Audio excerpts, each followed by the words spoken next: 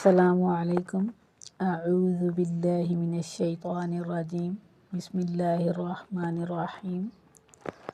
ہم مخارج کا بیان مکمل کر چکے، اب ہم حروف کی صفات کے بارے میں جانیں گے۔ صفت کا مطلب ہے حروف کے درست تلفظ اور صحیح ادائیگی کے وقت پائی جانے والی اصلی حالت یا ذاتی کیفیت کو صفت کہتے ہیں۔ آج ہم پڑھیں گے تا اور طا کے بارے میں۔ تا اور طا کے بارے میں۔ تا جو ہے اس کی آواز باریک ہوتی ہے، دونوں کا مخرج ایک ہی ہے، مطلب جہاں سے ادا کیا جاتا ہے دونوں کا مخرج ایک ہی ہے، لیکن تا جو ہے اس کو باریک پڑھا جاتا ہے، اس کی آواز ذرا باریک ہوتی ہے، جبکہ طا جو ہے اس کو موٹا پڑھا جائے گا۔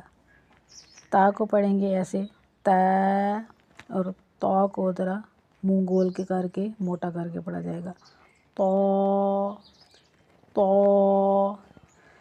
والسلام علیکم ورحمۃ اللہ وبرکاتہ۔